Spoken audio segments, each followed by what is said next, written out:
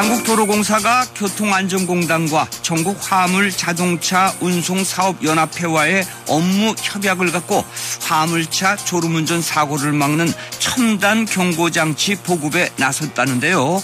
자, 자세한 내용을 김경배 교통전문위원에게 들어보도록 하겠습니다. 안녕하십니까? 네, 안녕하세요. 네, 첨단 경고장치로 화물차 교통사고를 예방한다는 그 MOU 체결이 이 시범사업 단계부터 예방효과 연구까지 같이 한다는 의미인가요? 네, 교통사고 특히 그 졸음사고 방지 차원에서 운행차를 대상으로 하는 두 종류의 첨단 경고장치를 적용하게 되는데요. 사업 공동 추진에는 효과의 검증과 보급 그리고 활성화 등이 포함되어 있다고 볼 수 있겠습니다. 보험료를 할인해주는 제도와 보조금 지원을 함께 이끌어낸다는 이런 의미가 아닐까 생각도 되는데요. 네. 첨단 경고장치는 운전자가 졸음이나 주시태만으로 앞차와의 추돌하는 사고를 경고해주는 장치로서요. 운전자가 의도하지 않는 그 차로 이탈, 다시 말해서 졸음에 의해서 그 사고가 날 그런 위험 상황이 하게 되면은 경고를 해주게 됩니다. 네네. 이 장치가 만일 보급된다면요, 차선 변경을 알릴 때마다 그 시그널을 켜야 하는 운전자의 의무이행 습관도 해결될 것으로 이렇게 보입니다. 네네. 이 차선 변경할 때 뒷차와 주변 차들에게 이를 알리는 것이 당연한데 네. 이 잘 안 지키는 운전자도 가끔 계시거든요. 이 맞죠? 장치를 네. 달면 해결된다는 뜻이군요. 그렇습니다. 차선을 바꾸기 위해서는 반드시 방향지시기를 작동해야만 네. 쓸데없이 그 경고음이 안 울리게 하는 그런 핵심 원리가 적용되니까요. 네. 때문에 그 차선을 바꿀 때마다 방향지시를 켜는 이런 습관이 길러지게 되고 이렇게 되면 사고 방지는 물론이고 좀 더 안전한 도로 운행을 보장받을 수 있게 된다는 거죠. 사고 위험을 운전자에게 알리고 인지시켜서 방지 또는 방어 운전을 할 수 있게 하는 이 안전장치를 운행차에 부착하는 사업은 그 ABS라는 그 제동장치요. 네. 이게 그 처음으로 볼 수 있겠습니다. 하지만 비용 충당 재원은 어떻게 마련할 것인가도 한 건의 관건이 되겠습니다.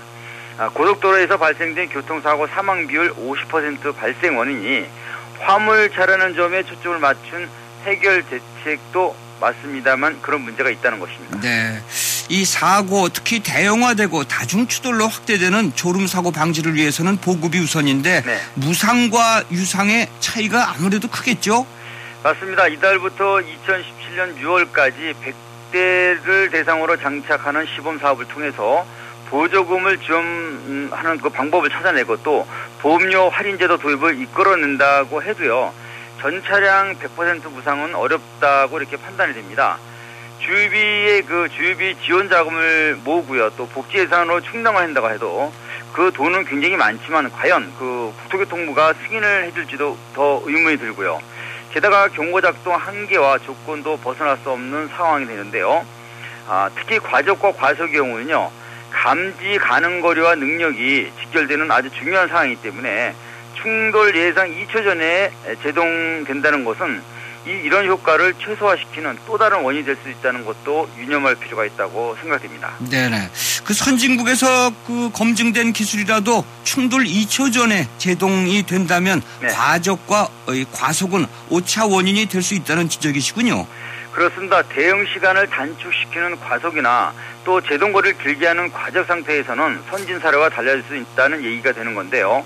결과적으로 86명이 희생되고는 74%에 해당하는 사망 비율 원인이 졸음 등의 추돌 사고 방지라는 점, 여기에서 기계만이 아닌 운전자 의식도 중요하다고 판단된다는 거죠. 네. 게다가 차체가 크면 클수록 사고는 대형화될 수밖에 없기 때문에 경찰에서도 이런 대형차 난폭 운전 단속에 나설 정도고요.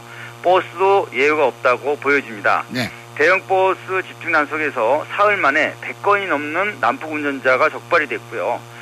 심지어 5차로에서 육중한 차체로 승용차 사이로를 파고들면서 1차로로 대각선으로 바꾸는데 채 10초도 안 걸리는 그런 차까지 있었다고 하는데요. 네. 심지어는 난폭한 고속버스의 위압감으로 차간 거리가 벌어지면 바로 뒤따르는 버스들이 그 사이를 다시 비집고 전용 버스 차로로 들어가는 것을 많이 보셨을 것으로 생각이 됩니다. 네네. 그래요. 장거리 운전은 그 마모 타이어 교체와 적정 공기압 유지가 중요한데 네. 타이어에도 최대 속도와 하중 한계치가 표시돼 있다면서요?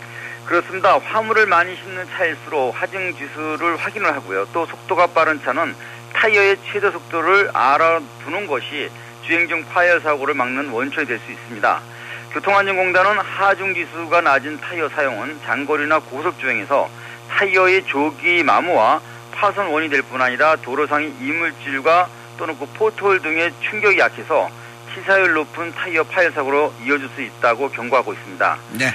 전체 교통사고 치사율은 최대가 2.4%에 불과한데 타이어 불량 사고는 무려 17.1%로 기록하면서 지난 2010년부터 2014년 사이 710건이 발생됐다고 합니다. 네. 이로 인해 발생된 부상자는 1,501명이고 67명이 숨졌는데도 만트럭 버스 코리아 덤프차는 오프로드가 아닌 포장 도로용 온로드 타이어를 장착 출고시켜서 인위적인 사고를 부르고 있는 실정입니다.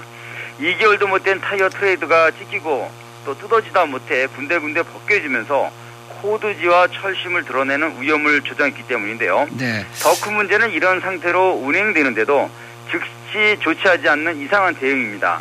출고차 타이어 문제는 리콜 대상인 만큼 자동차 안전연구원의 조사가 시급한 상황이고 이 때문인지는 몰라도 이런 피해자한테 타이어 20개를 줄 테니 조용히 좀 해달라 이런 요청이 있었다고 합니다. 네, 알겠습니다.